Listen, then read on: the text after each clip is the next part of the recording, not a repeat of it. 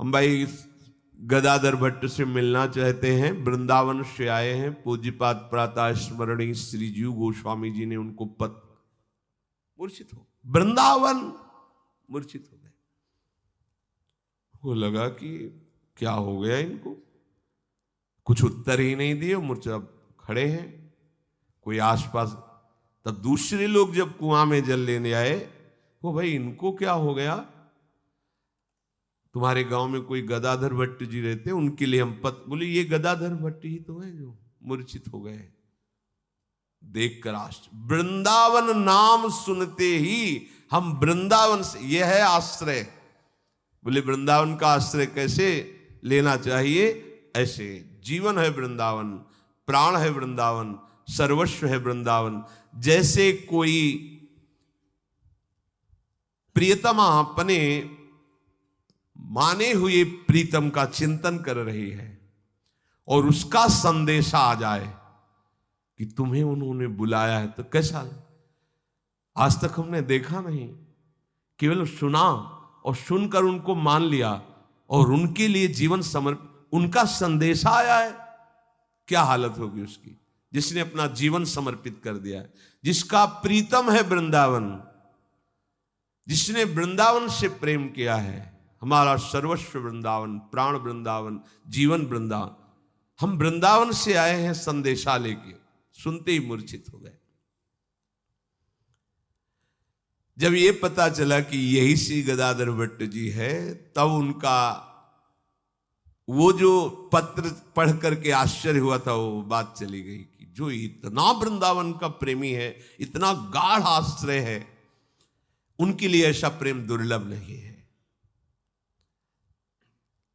जल से मुख प्रक्षालन किया, मूर्छा दूर हुई, वो उठकर बैठे, पत्र दिया कि पूज्य श्री जीव गोस्वामी जी ने आपके लिए,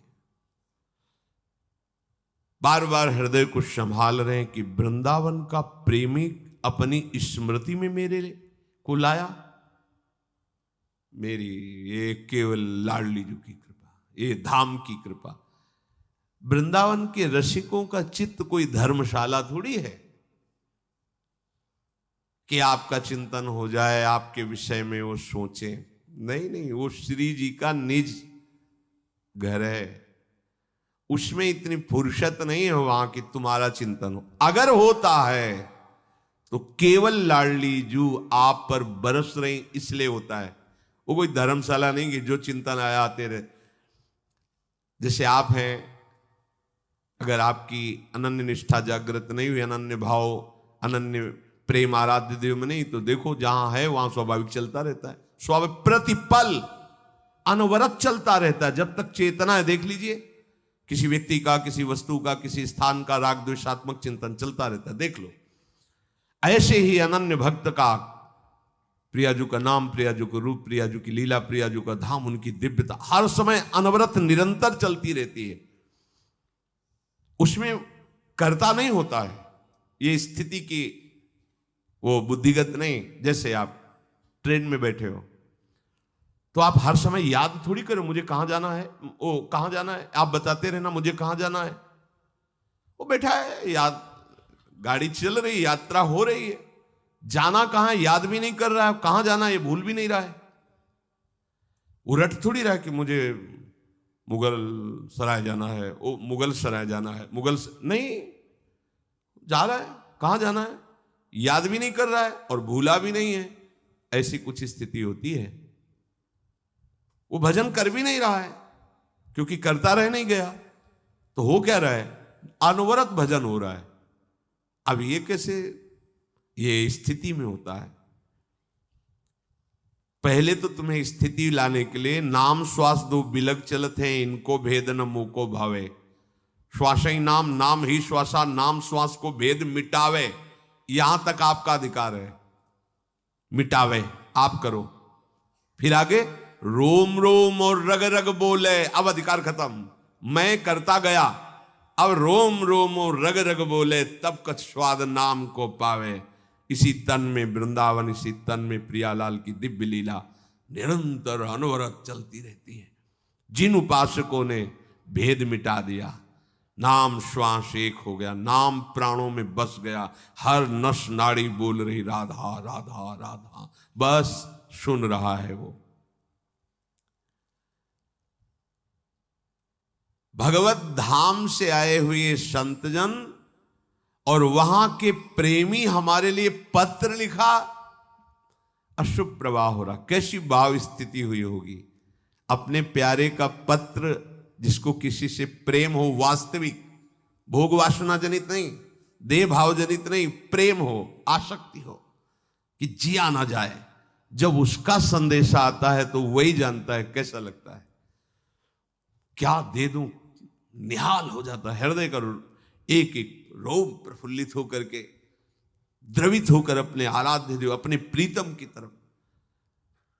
वृंदावन के रसिक हमारा चिंतन कर ले, बस हो गई सारी बात, हो गई सारी बात। जब उनके ध्यान में प्रिया प्रीतम हो और आपका चिंतन आ जाए, कटे कर्म बंधन संसारी, उसी समय जन्म मरण के संस्कार सारे भस्म होते हैं। तभी तो कहा जाता है कि रसिकों का संग करो, कभी कृपा कोर हो जाए, कि जब प्रियाजू से बात कर रहे हो उस समय आपकी बात छिड़ जाए, लाडलीजू आपका एक जन है, बस हो गया। हाँ, भाव में भरे हुए वैसे ही लोटा बाल्टी सब छोड़ दी, चल पड़े। यह है वृंदावन का समर्पण। अब प्रीतम का बुलावा आया है तो घर में थोड़ी लौट के जाके बताना है कि हम जा रहे हैं वृंदावन। सुनो, अब देखना तुम सब, हम जा रहे हैं वृंदावन। वहीं से कुआं से ही चल पड़े। श्रीधाम वृंदावन उमगते हुए आए। आनंद मगन वो दोनों संत जन हैं जो पूज्यपाद श्री जीव गोस्वामी जी ने भेजा था। श्री वृंदावन धाम की, ये धाम है मेरे प्रीतम का। कैसा लगता है जानते हो? जब पहली बार वाराणसी से आयो मथुरा स्टेशन, जीवन में पहली बार, तो उसने कहा श्री कृष्ण की नगरी में आपका स्वागत है, स्टेशन में लिखा। अब कैसा लग रहा था, ऐसी उमगन, ऐसा बड़ा लीला होता है ठाकुर जी का। ये तो अपने पास रहता नहीं था, संन्यास वेश में तो स्पर्श करना भी नहीं, ऐसे हमें बैठाल दिए थे। मथुरा कहा है, कभी जीवन में देखा नहीं था। तो कुछ लोग बैठे ऐसे ही चर्चा कर रहे थे, उनमें से गलत बोल रहे थे शास्त्र के विषय में, तो थोड़ा में से बोले, उनमें एक प्रभावित थे, 5 रुपया निकाला, नहीं पैसे। कहाँ जा रहे हो? मथुरा। हाँ मथुरा तो हम भी चल रहे हैं। तो हम कहा चलो, अब ये पूछने की जरूरत नहीं होगी कि मथुरा आए तो हमें बता देला। तो हम कहा कहाँ रुकोगे? हमें पता नहीं। वैसे तुम्हें जाना कहाँ है? तुम कहा चले तो वृंदावन के लिए। वृंदावन में कहाँ? तो रमण रेती नाम सुना था, वृंदावन का नहीं, वो गोकुल की रमण रेती, वो रमण रेती। अच्छा अच्छा, तो रात्रि आप हमारे साथ रुक जाइए, ठीक है। तो हमें याद है वो स्टेशन में उतरे, परिवार उनके साथ था, वो लाए, और जहां हमें बैठाला बाहर वहां लिखा हुआ था राधेश्याम गेस्ट हाउस मथुरा। तो गार्ड तो रहते, तो वो अंदर गए, हमें से कहा बैठिए हम आपको बुला लेंगे। बुलाया ही नहीं, गार्डन गए, बाबा चलो यार, हमका वो कह रहे थे कि, तो शायद उनके परिवार वाले ने कहा होगा कि जवान बाबा जी है और तुम ऐसा हो, करना भी चाहिए, संशय ऐसा कर भी लेना चाहिए। तो कहा, बोले कौन है? हम कहा हम नहीं जानते।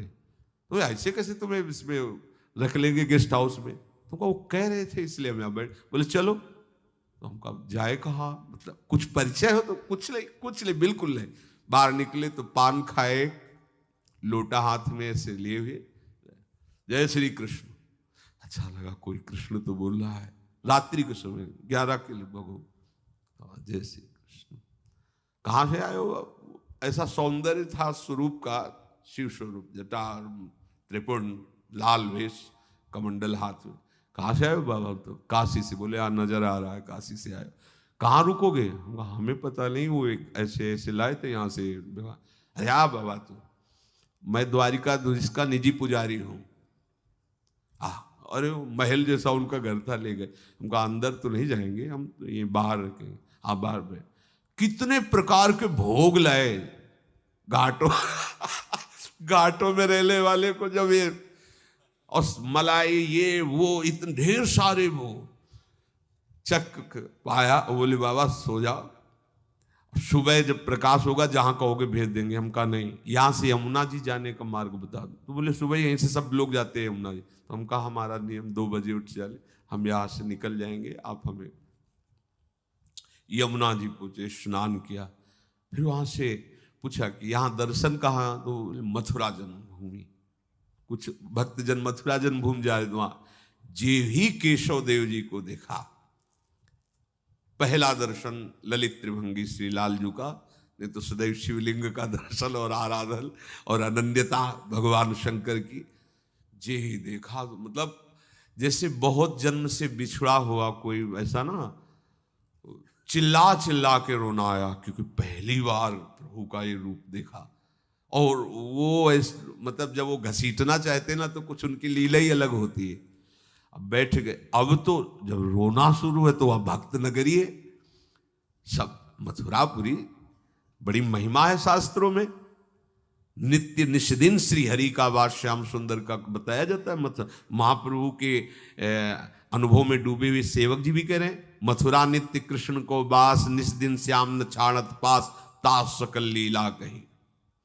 अब तो अंदर से तुलसी की माला और प्रसाद और इतने रुपए हमारे सामने जमा हो गए, कोई 100, कोई 5, कोई 10, कोई तो पुजारी जी थे, हम कहा हम रुपया तो स्पर्श नहीं करते, ये आप ले लो। हम कहा बाबा रुको 2-4 दिन हम कहा नहीं हमें तो वृंदावन जाना है। तो बोले अच्छा वृंदावन जाना है, तो एक खरीद, उनका वृंदावन जाना है, आप इनकी व्यवस्था। तो ऑटो में बैठा दिया, वृंदावन अटल्ला चुंगी, एक एक चीज हमें याद, अटल्ला चुंगी। तो उस उतरे वहां से, तो बाबा आप कहाँ जाना? हम कहा रमण रेती, रमण रेती। तो अब ये रमण रेती अपनी जो है ना, ये सुंदर को रोड वाली, इसे रमण रेती, हमें पता नहीं था। तो उसने कहा रिक्शा वाले से कहा कितने रुपया लोगे? तो 10-15 रुपया जो भी। रमण रेती में बाबा को उतार दिया। एकादशी का दिन था, परिक्रमा चल रही, पहला वृंदावन में प्रवेश एकादशी के दिन था, परिक्रमा। हम कहा ऐसी भीड़ होती होगी वृंदावन में। तो हम साथ साथ चल रहे थे, कहाँ जाना है कोई पता नहीं।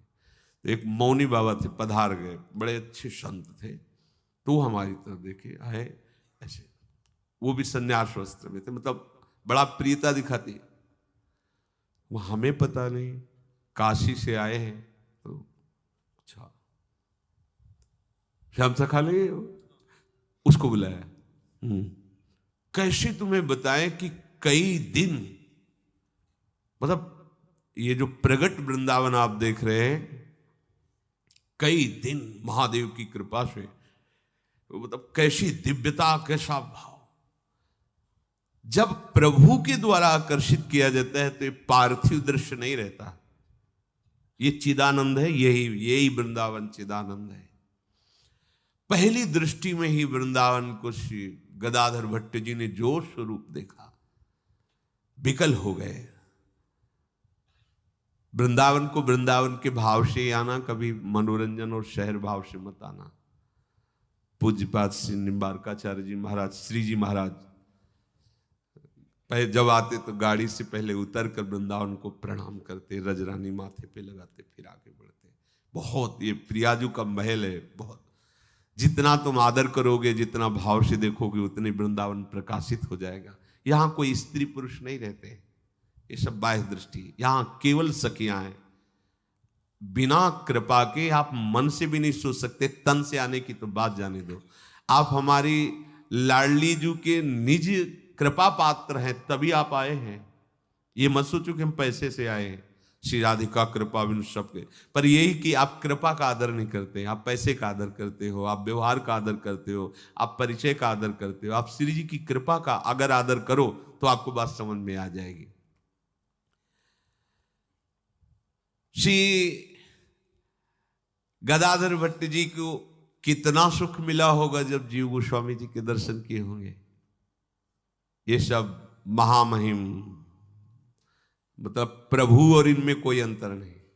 पूज्य श्री रूप जी महाराज श्री सनातन जी महाराज, और उनके ये वंश में भी हैं। अनूप जी के पुत्र हैं श्री जीव गोस्वामी जी, और वैसे शिष्य हैं। देखो कैसी निष्ठा, जब ऐसी महिमा को प्राप्त है तो निष्ठा कैसी। एक दिग्विजयी आया था और पूज्यपाद श्री रूप गोस्वामी जी के पास पहुंचा। रूप गोस्वामी जी की बुद्धि को क्या कहना, जिस बुद्धि से महाप्रभु चैतन्य देव आकर्षित होकर स्वयं कृपा करने के लिए गए इनके पास, अफसो, और इन्हीं के बल से राज्य चल रहा था। ऐसे वैसे बुद्धिमान भी नहीं थे। वही बुद्धि जब श्री कृष्ण चरणारविंद में लगी तो उसकी महिमा का क्या वर्णन करना। भला कोई दिग्विजय इनको परास्त कर सकता है। आए और सहज में लिख दिया। देखो संत और भगवत प्रेमी महात्मा जन सदैव दैन्यता का ही पोषण करते हैं, अभिमान का कदापि नहीं।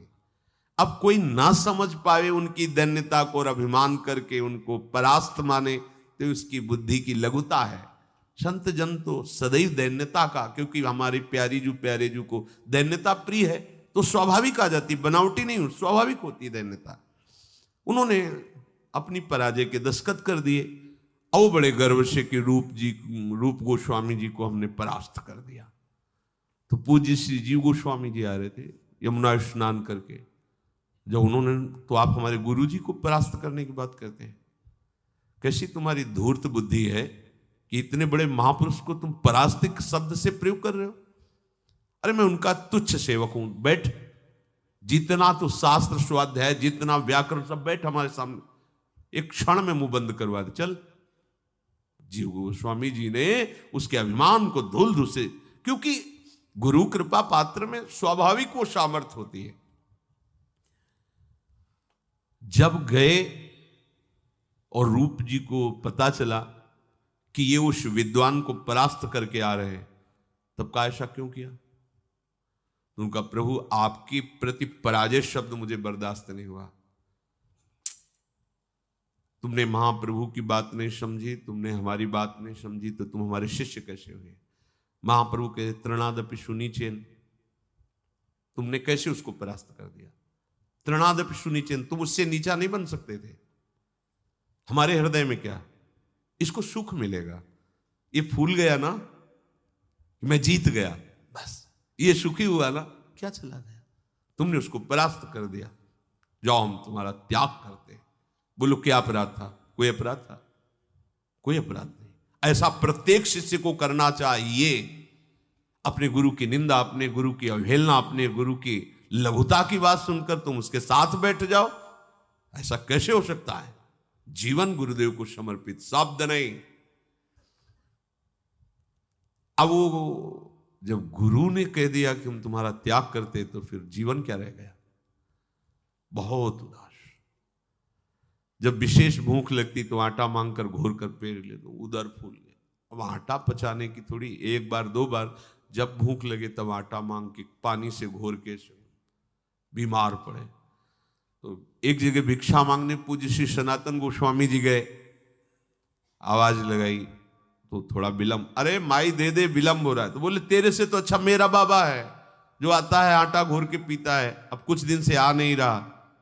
कौन ऐसा संत है ब्रजमंडल में जो ऐसे वैराग्य से इतनी तीव्र। ओ जब पता चला कि वहां गए तो देखा जीव ये हालत क्या, तो रो पड़े कि गुरुजी ने त्याग दिया है, अब जीवन क्या, अब तो बस जब तक प्राण चल रहे हैं तो प्राण ही छोड़ना एक है। गुरुजी ने जब त्याग, चलो साथ चलो। वैसे अवस्था में श्री पूज्य सनातन जी बड़े थे, पर वैराग्य प्रकरण में पहले श्री रूप जी ने, इसलिए पहले बोला जाता है रूप फिर सनातन। वैसे बड़े थे सनातन। सनातन जी गए और कहा कि आप क्या महाप्रभु की आज्ञा का पालन कर रहे हैं। अगर आपने इनको दंड दिया कि महाप्रभु की आज्ञा का पालन नहीं करे, तृणादपि सुनीचेयो, तो आपने क्या पालन किया। जीवे दया, महाप्रभु का वचन है कि जीव पर दया करो। ये क्या जीव नहीं है, ये दया का स्वरूप है। आप हालत देख रहे हो इसकी, क्या अपराध था। स्वीकार करो। तो उनका जब आज्ञा हो रही तो स्वीकृति।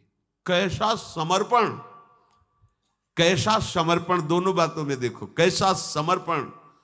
क्या प्राण रखने की क्या महत्व ही नहीं रह गया जब गुरु से विलक। तो और यहां भावदशाएं कहां हैं? शरीर में है, भोगों में है। कैसे प्रियालाल की प्राप्ति होगी?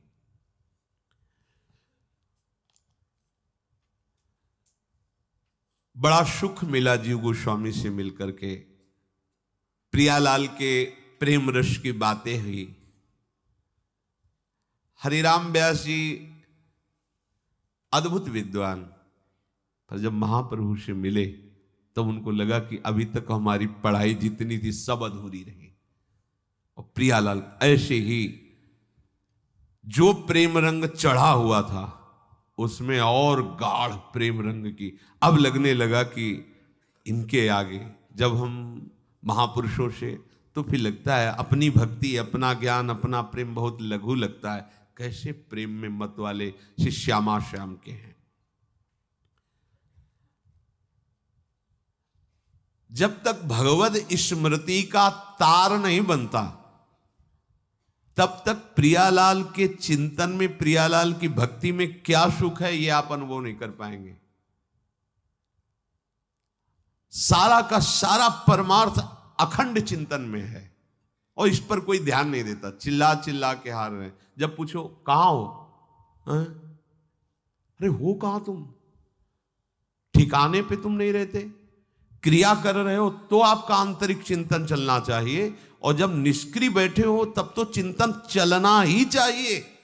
पर आप लोग जांच करके देखो इस बात। रोज सत्संग सुनते हो, रोज प्राय वही बातें कही जाती है, पर आप अखंड चिंतन की तरफ ध्यान देते हैं? यहां से निकले मस्ती से बातें करते हुए, फिर फ्री मन को जब तक अखंड चिंतन में नहीं लगाओगे तब तक बात नहीं बनेगी। श्री जीव गोस्वामी से मिलकर प्रेमाश्रुपात करते हुए श्री वृंदावन की प्रेम चर्चा हुई। जीव गोस्वामी जी ने कहा एक बार अपने मुख से जो पद लिखा था सुनाओ। अश्रुपात करते हुए प्रेम विकल होकर के सुनाने लगे।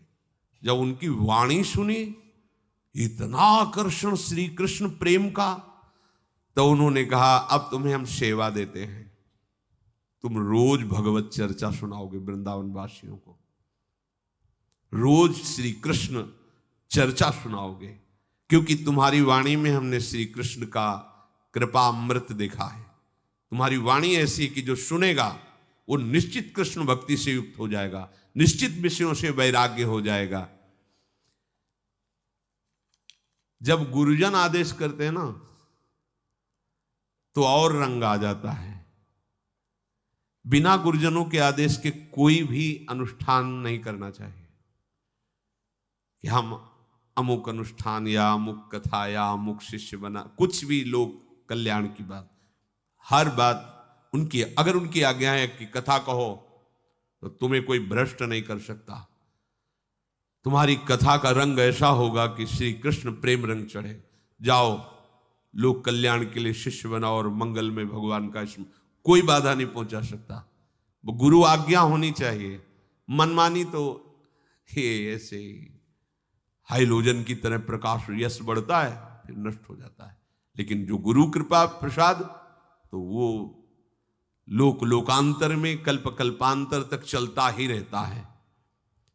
देखो गुरु कृपा प्रसाद से अग्रदेवाचार्य जी ने आदेश किया भक्त चरित्र गाओ, तो सनातन के लिए भक्त चरित्र नहीं कैसे पता चलता इन महापुरुषों। ये कल्पना करके नहीं लिखा है, देखा ऐसे दिखाई दे रहा है और वो महापुरुष अपनी सारी बात बता रहे, वो लिखा है। आदेश हुआ कि आप भगवत चर्चा कीजिए, श्री कृष्ण चर्चा कीजिए। अब श्री कृष्ण चर्चा नित्य होने लगी। कथा का ऐसा रंग बढ़ा कि शास्त्रों लोग दूर दूर से आकर के श्री गदाधर भट्ट जी जब बोलते सब मत वाले हो जाते हैं। अब जब भगवत चर्चा सुनेंगे तो सिद्धांत भी होता है, और सिद्धांत सुनेंगे तो उनमें फिर ब्रह्मचर्य संयम आदि होता है। तो नाम हो कल्याण सिंह जात राजपूत पूत, बैठ्यो आए कथा सो अभूत रंग, लाग्यो है निपट निकटवास धौरहा प्रवास गांव, हास परिहास तजो तिया दुख पाग्यो है, जानी भट्ट संग सो अनंग वास दूरी भई, करो लेके नई आन ही काम जाग्यो है, मांगत फिरत हुती जुवती और गर्भवती, कही ले रुपया 20 नेकु कहो राग्यो है। वृंदावन के समीपी धरौरा गांव, वहां के एक राजपूत सरदार कल्याण सिंह, उन्होंने जब गदाधर भट्ट जी की कथा की महिमा सुनी कि सत्संग होता है बड़ा आकर्षणकारी, वो आए, ऐसा प्रभाव पड़ा कि अब वो कथा का ही चिंतन करते हुए फिर दूसरे दिन का फिर वो तो कथा के रसिक हो गए। उनका हृदय ये निश्चय करने लगा कि अब मुझे कोई भोग नहीं चाहिए, अब श्री कृष्ण चाहिए। यही है सत्संग का, यही फल है। भोगों से राग हटने लगे, देह भाव मिटने लगे, श्री कृष्ण अनुराग बढ़ने लगे। अब वो पत्नी जो थी उनकी, न ये हंसते न बोलते, घर जाते गंभीर मुद्रा में अपना प्रसाद पाया चल दिया, एकांत बैठे नाम जप कर रहे, कथा के विषय में चिंतन कर रहे। अब गृहस्थी में तो सब लीलाएं होती हैं। अब वो काम वेदना से पीड़ित हुई, इनके समीप गए, न बात किए, न देखे, न बोले, तो उसको लगा कि गदाधर भट्ट जी ने तो हमारा सर्वनाश कर दिया। ये जब से कथा में जाने लगे तभी से ऐसा है। अब क्या करूं, हमारे पतिदेव हमारे हाथ से निकल गए, हमारे काम के नहीं रहे, अब कैसे वापस करूं। निश्चय किया ऐसी युक्ति रचूंगी कि जो कथा वाचते हैं ना, इन्हीं का मुंह काला करूंगी, तभी अश्रद्धा होगी, उनसे अश्रद्धा होगी तो फिर हमारी बात बन जाएगी। ये बड़ा विचित्र खेल होता है। श्री तुकाराम जी महाराज जब कीर्तन करके भगवद यश करते तो सब सुप्रवाह आनंद मगन। तो तुकाराम जी से भाव नहीं रखते थे, पर किसी ने जो उन पर भाव रखते, कहते एक दिन चलो ना उनको ले। उनको तो ऐसा आकर्षण हुआ कि शिष्य बन गए। अब वही बात, अब यहां नारद सिख जे सुने नर नारी अवश्य भवन तजोई, भिखारी मूल मुड़ा और रज लगाओ, पीले पहलो चलो हटो। बोले गृहस्थी कोई बात नहीं, चलेगा, पति पत्नी दोनों बैराग्य ले लो, रहो एकांत, भजन करो, श्री जी का चिंतन करो। पत्नी ने सोचा कि तुकाराम ने तो हमारा जीवन है, क्यों यही जीवन है गृहस्थी का, खाओ पियो। बहुत ही कटु स्वभाव की थी। पति के चरण पकड़ा और कहा आपका तो उद्धार हो गया ना। ये क्या है, तो गाली देने वाली पैर पकड़ रही। कहा देखो एक बार हम पर भी कृपा करो, अपने गुरुजी को लाओ और हमें भी। तो उन्होंने कहा गुरुजी बड़े दयालु हैं, अवश्य आ जाएंगे, लाओ ना कल। 10 लीटर पानी का भगोना रख करके आग में चढ़ा दिया। तुकाराम जी आए, विनय की थी उनसे कि हमारी पत्नी जो बिल्कुल नास्तिक है, आपकी कृपा से वो आस्तिक हो रही, और आपके चरण दर्शन, अगर आप घर पधारोगे वो शिष्या बन गई तो मैं निहाल हो जाऊंगा, क्योंकि भक्ति में बड़ा विरोध करती है, फिर दोनों भक्त हो जाएंगे। सहज संत करुणा में वो आ गए, आसन पे बैठाला हुआ, प्रणाम किया, अहो भाग्य आप पधारे। जैसे दुश्मन को नहीं देखा जाता, ऐसे यही है जो हमारा सब सुख नष्ट कर दिया, बैठो महाराज। पति से कहा कि बैठे क्या कर रहे हो, कुछ सेवा व्यवस्था में लगो। तो जो ही वहां पास से हटे, क्योंकि चरण पकड़े हुए, पास से हटे तो 10 किलो पानी घंटों पहले चढ़ा दिया। पानी ऐसे खौल रहा था, खौलता हुआ पानी लाए, ऊपर से तुकाराम जी के डाल दिया। हमने वाणी पढ़ी तुकाराम जी की, वो विट्ठल से कह रहे देख लो कैसा जल रहा हूं, मतलब भयंकर पीड़ा।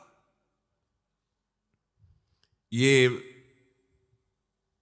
पेमेंट मिलती है दूसरे के हृदय में भक्ति संचार करने की। क्या गड़ासे से काट दिया जाता है, गालियां मिलती हैं, निंदा मिलती है, शरीर कष्ट मिलता है, तभी तो कहा गया है संतों के लिए कि चलते फिरते तीर्थराज हैं, इसीलिए तो सारा जगत उनके चरणों में झुकता है। अब उस स्त्री को, जो कल्याण सिंह की पत्नी थी, कोई उपाय नहीं सूझा। क्या करूं, कैसे अश्रद्धा पैदा करूं? तो कल्याण सिंह की स्त्री नहीं, जिसका कल्याण होना होता है उसके लिए माया सोचती क्या करूं क्या करूं, अब ये तो हाथ से निकला जा रहा है। हर जाल फेंकेगी, जो फिसड्डी होते हैं वो फिसल जाते हैं, जो दृढ़ी होते हैं वो आगे निकल जाते हैं। वो बैठे सोच ही रही थी कि एक मांग रही थी, कुछ दे दो कुछ दे दो, और गर्भवती थी। बुलाया बुलाया, अच्छा क्या चाहिए तेरे को? बोले आज का भोजन। भोजन नहीं, 20 स्वर्ण मुद्राएं दूंगी, तुम्हारे बच्चे का भी ठीक से पालन पोषण, जब तुझे जो जरूरत पड़ेगी दूंगी। तो सुन,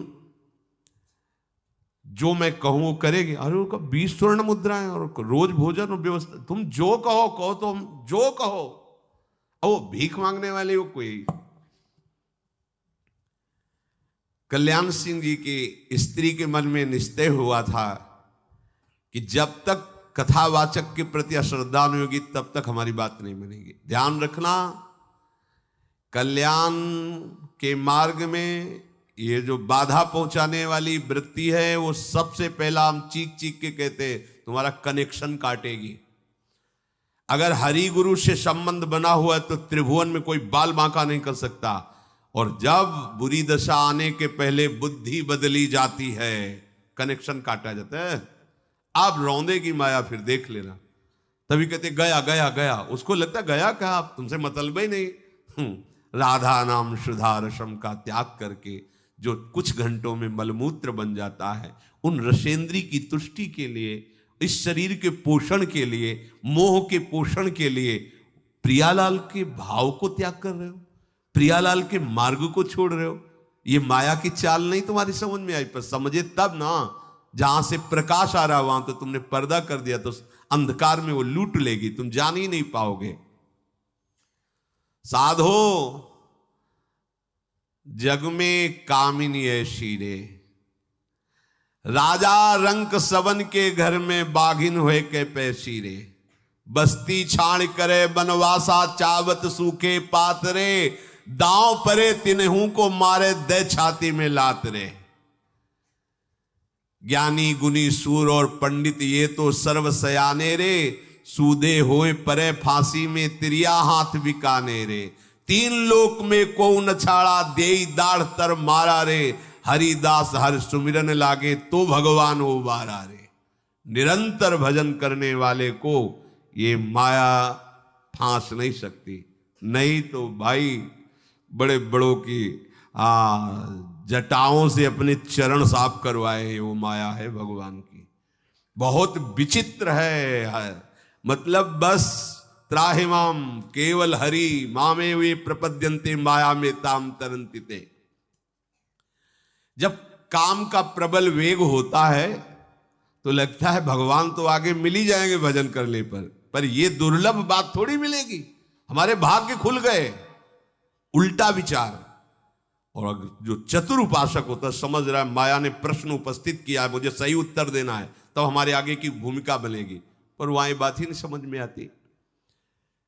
अब गदाधर जी कथा कह रहे थे और उसने 20 स्वर्ण मुद्राएं देकर कहा तुम जाके उनसे कहना कि ये तो दे दिया, अब समय आ रहा है इसके प्रकट होने का, वो आप कथा बांच रहे हो, व्यवस्था कौन करेगा? सभा में बोलना जाके। अब वो भिखारी 20 रुपया स्वर्ण मुद्रा देख के उसको लगा कि इस तरह कहने में क्या है, हम सभा में क्या, वो तो गली गली मांगते घूम रही। गदाधर भट्ट जू की कथा में प्रकाश कहो, अहो कृपा करी अब मेरी सुध लीजिए, दई लौंडी संग लोभ रंग चित्त भंग किए, दिए ले बताए बोली मेरो काम कीजिए। तो बोले आप बैठिए जो जाप नित करो हिए, पाप नहीं मेरो गई दर्शन दीजिए, श्रोता दुख पाए भाखे झूठी आही मारी नाखे, साची कही राखे सुनी तन मन छीजिए। कल्याण सिंह जी की पत्नी के समझाने के अनुसार भिखारिनी आई वृंदावन, और जब भरी सभा में रंग जमा हुआ था भगवत चर्चा का, उसी समय आकर के बोली, महाराज क्या उपदेश सबको दे रहे हो, कुछ हमारे विषय में सोचा? ये जो आपने गर्भ धारण करवाया है, गर्भवती किया है, अब इसका समय आ रहा है और आप यहां कथा बात, कभी दोबारा पूछा नहीं, आप हमसे बात नहीं की, तो कुछ तो व्यवस्था आप कर दो। भिखारिनी का लोभ ऐसी गलत बात बोलवा रहा था। सब सभा सन्न रह गई। उनमें जो कच्चे थे, ऐसा सबके सामने तो ज्ञान वैराग्य भक्ति को भिखारिन को गर्भवती कर दिया। अरे ऐसे लीला ऐसे है, सब पाखंड का बोलबाला है, उठे चल दिए। जो सच्चे थे उन्होंने कहा इसको जान से मार डालेंगे। ये हमारे गुरुजी के प्रति ऐसा कैसे बोल गई, ये धूर्त है, ये कोई छल है, कोई नाटक किया जा रहा है। मैं इसे जान, हाहाकार मच गया। अब रंग भंग तो हो ही गया। गदाधर भट्टी जी ने कहा शांत शांत शांत, सब शांत रहो। कहा आओ आओ बैठो, मैं तो नित्य ही तुम्हारा स्मरण करता हूं, क्या तुम्हें पता नहीं? किससे बात कर रहे जान रहे हो? यही तो बात होती है ना, मैं तो नित्य ही तुम्हारा स्मरण करता हूं। किससे बात कर रहे हैं? छलिया श्याम सुंदर से। मैं तो नित्य ही तुम्हारा स्मरण करता हूं, क्या तुम जानते नहीं हो? बड़ी कृपा की तो जिसका स्मरण करते हो इस रूप में आया। आओ, बहुत अच्छा किया, मुझे दर्शन दिए आप आकर के। बैठो, जिसने ये दिया है वही व्यवस्था करेगा। कैसी चतुराई से बोल रहे।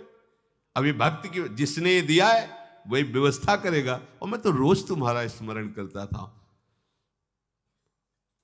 अब कोई समझ नहीं पा रहा कि मतलब महाराज जी तो ऐसे बात करे जैसे पूर्व परिचित हो।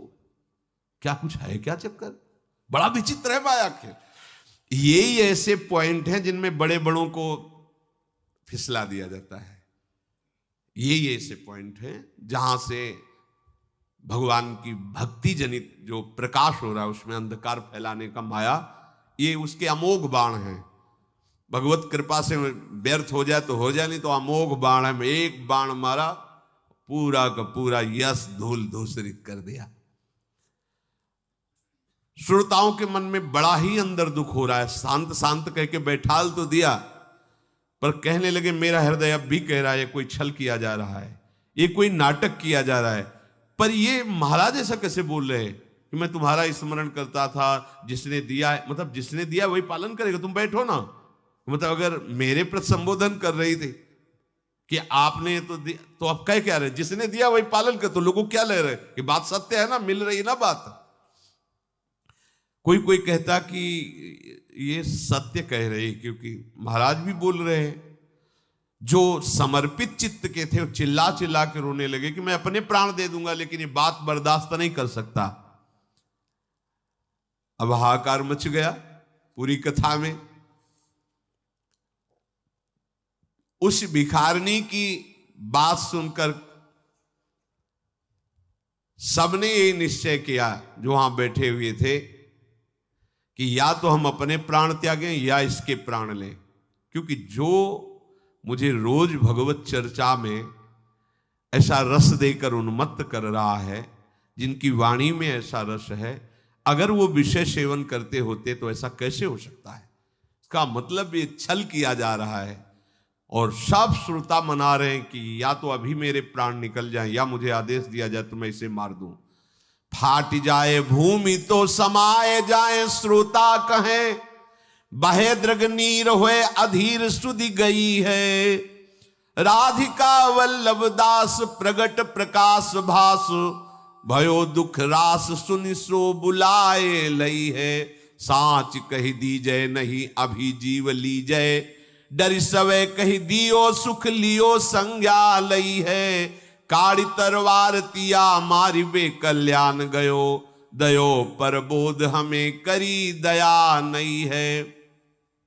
संत सदगुरु की यदि प्रतिष्ठा में हानि पहुंचने वाली हो तो शिष्य जनों का ऐसा ही कर्तव्य होता है। वो सब श्रोताजन कह रहे हैं कि ये धरती फट जाए और मैं धस जाऊं, मुझे ये शब्द अब दोबारा सुनने को ना मिले, मेरा मरना ही उचित है, मैं अपने गुरु की ऐसी निंदा नहीं सुन सकता। और दुखी होकर नेत्रों से आंसू बहाने लगे। एक राधिका वल्लभ दास नाम के बड़े ही सुलझे हुए संत थे। उन्होंने उसकी हालत देख करके समझ लिया ये भिखारिन है और ये ड्रामा कर रही है। उन्होंने गदाधर भट्ट जी से कहा, बस 2 मिनट, मुझे कुछ इसकी हानि नहीं करूंगा, बस 2 मिनट समय दे दीजिए। और पकड़ा भिखारिन का हाथ और एकांत ले गए और कहा, ठीक बता दे तो जीवन दान दे देंगे, अगर जरा भी झूठ बोली तो काट के फेंक देंगे तुझे। और कितनी दम उसमें। तत्काल वो रो के बोलने लगी कि मैं तो 20 स्वर्ण मुद्राओं के कारण ऐसा, कल्याण सिंह की पत्नी ने मुझे ऐसा ऐसा, चल सभा में बोल। सभा मिला तो उन्होंने बताया कि कल्याण सिंह की पत्नी 20 मुद्राएं दिखाई, स्वर्ण मुद्राएं दी और उन्होंने कहा ऐसा ऐसा बोल देना, बस तुम्हें केवल बोल देना है। तो मैंने आकर बोल दिया है ऐसा। अब वो डरी हुई जब अपनी सारी बात बताई तो कल्याण सिंह तो आग बबूला हो गए। उन्होंने तलवार खींची और भाग पड़े घर की तरफ कि ऐसी दुष्टा पत्नी जाके अभी टुकड़े टुकड़े कर देंगे। श्री भट्ट जी ने रोका, यही सत्संग सुना है अभी तक, यही सत्संग का फल है कि तुम क्रोध धारण करके हिंसा पे उतर जाओ। अरे भाई, हमारा कार्य है अपने मार्ग में दृढ़ रहना, माया का कार्य है हमारे कार्य में बाधा पहुंचाना। अगर हम बाधित हो गए तो परास्त हो गए ना। हमें गुस्सा नहीं करनी, हमें परास्त नहीं होना, हमें अपने प्रभु के मार्ग में, ये देखो ध्यान रखना, ये जीवन में होता है, ऐसा ही होता। बहुत से ऐसे उदाहरण बड़े पड़े हैं। उपासक को चाहिए चाहे जैसी परिस्थिति हो, यदि प्रेम मार्ग में, भगवत मार्ग में चले हो तो दूसरे का अहित न होने पावे और अपना कदम न रुकने पावे, ये सिद्धांत जीवन में धारण करना। और ये बल मिलता है भगवत कृपा से। ये कोई मानुषिक बल नहीं है, ये भागवतिक बल होता है, जिसके बल से ऐसी क्षमता होती है कि निंदा करने वालों पर भी कृपा किया जाए, अमंगल करने वालों का भी मंगल किया जाए। इसीलिए इस कृपा को प्राप्त करने के लिए वृंदावन धाम गरज रहा है। यहाँ के रसिकजन, यहाँ की रजरानी आपको ऐसा समर्थ बना देंगी, कोई भी माया का प्रभाव आपको परास्त नहीं कर पाएगा। सदैव श्यामा श्याम के निरंतर चिंतन में रहिए और लक्ष्य सामने रहे कि मुझे इसी जन्म में भगवत साक्षात्कार करना है। निश्चित हो जाएगा आपका लक्ष्य ही आपको भगवत प्राप्ति है। लक्ष्य विहीन जीवन किस काम का, जब मन आया माला चला ले, जब मन आया मन मानी आचरण, ऐसा नहीं। ये जन्म मिला है कसौटी पे कस के जलने के लिए। जलोगे तो स्वर्ण जैसे चमकने लगोगे, प्रियालाल की सेवा में पहुंच जाओगे। शिष्य जागे। श्री राधा वल्लभ लाल।